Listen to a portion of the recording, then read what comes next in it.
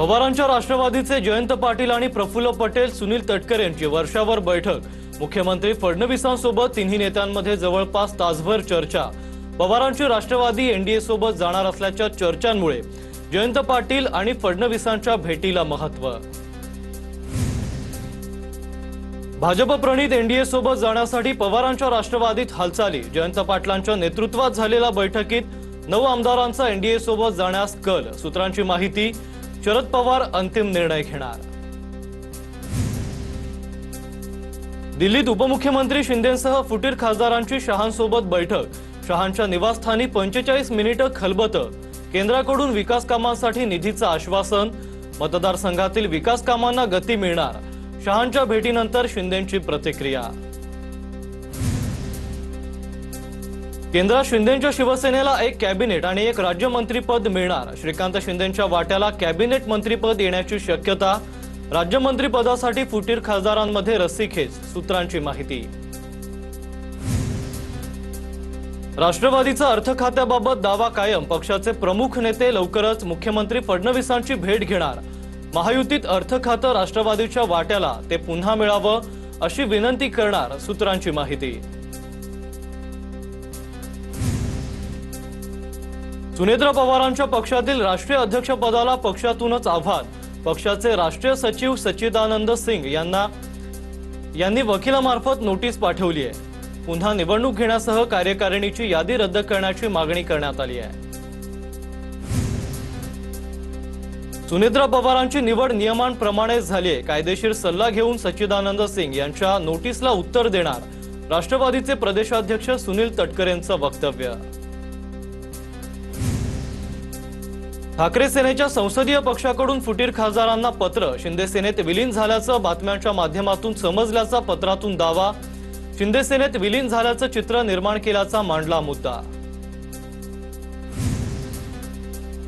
नंदनवर बंगल्यावर शिंदेंच्या शिवसेनेच्या मंत्र्यांची बैठक। पक्षाच्या सर्व 13 खासदारांना विकास निधी उपलब्ध करून देण्याच्या सूचना। मंत्र्यांच्या कामाला स्वतः उपमुख्यमंत्री मॉनिटर करणार असल्याची माहिती।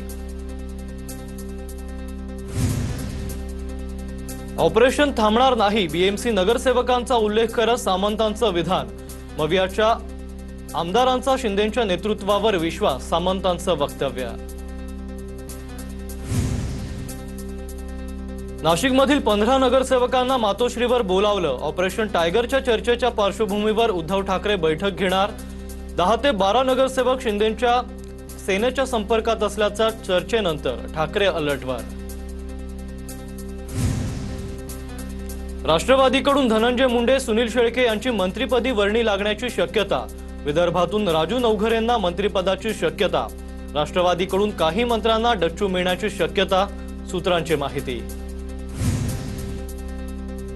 विधान परिषदेचे नवनिर्वाचित आमदार विवेक कोल्हेंनी सहकुटुंब केंद्रीय गृहमंत्री अमित शहांची भेट घेतली आहे। विधान परिषद आमदारकी दिल्याबद्दल आभारही मानले आहेत।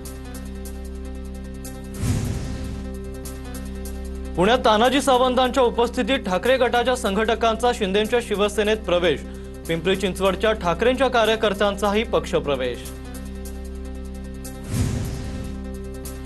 पुणे महापालिकेच्या सत्तेत राष्ट्रवादी सहभागी होणार। राष्ट्रवादीला उपमहापौर पद देण्याची संजय काकडे यांची मागणी। राज्यात सत्तेत असताना पुणे महापालिकेतही सत्तेत असणं गरजेचं, काकडेंचं वक्तव्य।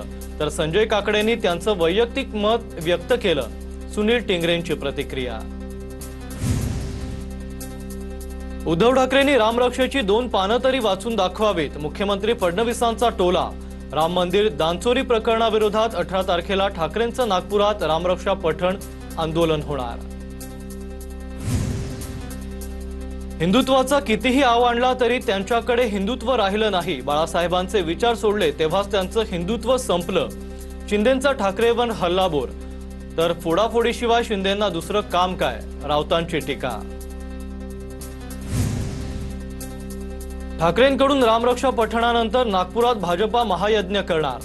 मुख्यमंत्री फडणवीसांच्या वाढदिवसानिमित्त राम मंदिर परिसरात 22 जुलैला लक्ष्मी नृसिंह महायज्ञ करणार। राम मंदिरातील चोरी हा प्रत्युत्तर देण्याचा विषय आहे का? हे लोक लुटीचं समर्थन करतायत का? भाजपच्या महायज्ञावरून संजय राऊतांचा सवाल। मोहन भागवतांनी याचं बौद्धिक घ्यावं, राऊतांचा निशाणा. मुंबईत उद्धव ठाकरेंकडून शिवतीर्थ येथील बाळासाहेब ठाकरे राष्ट्रीय स्मारकाला भेट. उद्धव ठाकरेंनी स्मारकाच्या कामाचा आढावा घेतलाय. ठाणे जिल्हा रुग्णालयाच्या धर्तीवर उल्हासनगर मध्यवर्ती रुग्णालयाचा पुनर्विकास होणार. उल्हासनगरला 500 खाटांचं अत्याधुनिक रुग्णालय मिळणार. आरोग्यमंत्री प्रकाश आंबेडकर आणि खासदार श्रीकांत शिंदेंकडून पाहणी. वारी सुरू असल्यानं एसआयआरची प्रक्रिया पुढे ढकलावी. काँग्रेसचे प्रदेशाध्यक्ष हर्षवर्धन सपकाळांची निवडणूक आयोगाकडे मागणी. आयोगाला वारकऱ्यांचं नाव वगळायचं आहे का, सपकाळांचा सवाल. वसई विरार महापालिका मुख्यालयात मनसेकडून तिरडी आंदोलन. अतिवृष्टीमुळे झालेल्या नुकसानीचा जाब विचारण्यासाठी तिरडी मोर्चा. 11 जणांचा मृत्यू, मात्र प्रशासनाकडून दखल नाही. अविनाश जाधव यांचा आरोप. जळगावच्या अमळनेरमध्ये नगराध्यक्ष भेटत नसल्यानं राष्ट्रवादीचं आंदोलन. राष्ट्रवादीच्या युवक काँग्रेसनं नगराध्यक्षांच्या खुर्चीला पुष्पहार घातलाय. पुष्पहार घालून निवेदनही चिटकवण्यात आलंय. खासदार धैर्यशील मोहिते पाटलांची सातारा जिल्हा नियोजन समितीच्या बैठकीला हजेरी. कथित ऑडिओ क्लिप व्हायरल झाल्यानंतर धैर्यशील मोहिते पाटलांनी सोलापूरच्या बैठकीला दांडी मारल्याची चर्चा होती. संत ज्ञानेश्वर महाराज पालखी वाल्हेमध्ये मुक्कामी. दरम्यान वारकऱ्यांच्या मार्गात कोणतेही वाहन सोडलं जाणार नसल्याचा प्रशासनाकडून निर्णय. वाहनांसाठी वेगळी रांग, पासधारक वाहनं दुसऱ्या लेनमधून पुढे जाणार. संत ज्ञानेश्वर महाराज पालखी सोहळा आज सातारा जिल्ह्यात प्रवेश करणार. दत्तघाटावर आज माऊलींच्या पादुकांचं निरास्नान पार पडणार. बीडच्या आष्टीमध्ये संत वामनभाऊ महाराज पालखी सोहळ्यासाठी 2.5 लाखांची बैलजोडी खरेदी. कहे वडगाव येथील शेतकरी आत्माराम बाबासाहेब नागरगोजे मुकादम यांना पालखीचा मान. पुण्यातील माया फाउंडेशनच्या वतीनं वारीत दररोज 25,000 वारकऱ्यांना अन्नदानाची सेवा. माऊलींच्या चरणी आणि त्यांच्या भक्तांची सेवा करायला मिळणं हे आमचं परम भाग्य. ट्रस्टकडून भावनिक प्रतिक्रिया. संतोष देशमुख हत्या प्रकरणातील आरोपी जयराम चाटेचा जामिनासाठी अजब दावा. मला 10वी-12वीत चांगले मार्क, मी उच्च शिक्षित असल्यानं पुरावे नष्ट करणार नाही, मला जामीन मंजूर करावा, असा जयराम चाटेने दावा केलाय. सांगलीत गुंडांच्या टोळीकडून तरुणाची हत्या. 7 ते 8 गुंडांकडून पाठलाग करत तरुणाची हत्या करण्यात आली आहे. तरुणाचा काही दिवसांपूर्वी गुंडांच्या टोळीसोबत वाद झाला होता. पोलिसांकडून आरोपींचा सध्या शोध सुरू आहे. मराठवाड्यात खरीप पेरणीला वेग मंदावला. केवळ 65% पेरणी पूर्ण. पावसानं दडी मारल्यानं शेतकरी संकटात. काही ठिकाणी दुबार पेरणीचं संकट निर्माण होण्याची शक्यता. लातूर, धाराशिव, बीडमध्ये सर्वाधिक पेरणी कमी. विभागीय कृषी महासंचालकांची माहिती.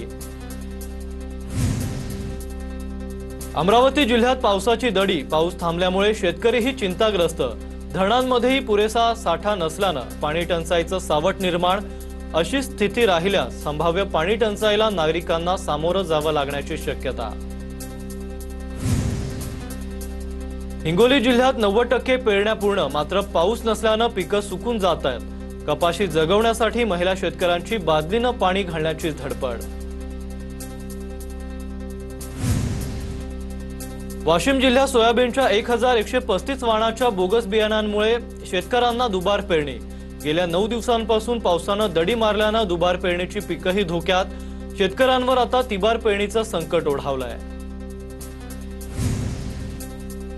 बुलढाणा आणि नांदेड जिल्ह्यात पावसानं पाठ फिरवल्यानं पिकांना तुषार सिंचनाचा आधार. पिकं वाचवण्यासाठी शेतकऱ्यांची धडपड. तुषार सिंचनाच्या मदतीनं सोयाबीन पीक वाचवण्याचा प्रयत्न केला जातोय. वर्ध्यात पीक जगवण्यासाठी शेतकऱ्यांची धडपड. पावसाअभावी कपाशी, सोयाबीनसह खरीप पिकांची वाढ खुंटली. अनेकांनी पिकांना खत दिलं असून पावसाचा खंड वाढत असल्यानं शेतकरी चिंतेत. धाराशिवमधील खरीप 2025 सोयाबीन पीक विमा प्रकरणात शेतकऱ्यांना दिलासा. पात्र शेतकऱ्यांना पुढील 7 दिवसात पीक विमा भरपाई बँकेच्या खात्यात जमा करण्याचे आदेश. आदेशाची अंमलबजावणी न केल्यास संबंधित विमा कंपनीवर कारवाई करणार. आमदार राणा जगजितसिंह पाटील यांची माहिती। नाशिकच्या चांदवडमध्ये शेतीच्या वादातून टोमॅटो पीक उद्ध्वस्त, ट्रॅक्टरच्या सहाय्याने पीक उद्ध्वस्त केल्याचा video viral. Vadner Bhairav police ठाण्यात 20 ते 25 जणांविरोधात गुन्हा दाखल। धाराशिवच्या भूममधील दूध भेसळ प्रकरणात धक्कादायक खुलासा। 6 महिन्यात 23 कोटी 4,70,000 लिटर भेसळयुक्त दुधाची विक्री झाल्याचा संशय। आरोपीच्या सेल रजिस्टरमधून धक्कादायक माहिती समोर। वसईमध्ये एफडीए अधिकारी असल्याचं सांगत दुकानदाराची 6 लाखांना फसवणूक।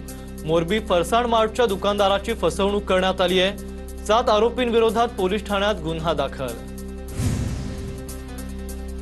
परभणीच्या जिंतूरमधील जोगी तांडा गावात शाळेवरील पत्रे उडून गेली आहेत। 1ली ते 5वी पर्यंतचे वर्ग एकाच खोलीत भरवण्याची वेळ आली आहे। राज्यमंत्री मेघना बोर्डीकर यांच्या मतदारसंघात शिक्षण व्यवस्था कोलमडली आहे। नाशिकमध्ये बनावट केंद्रीय तपास अधिकारी बनून लूट करणाऱ्यांचं रॅकेट उघड झालंय। 70 लाखांची लूट प्रकरणी एका महिलेसह 4 आरोपींना अटक करण्यात आली आहे।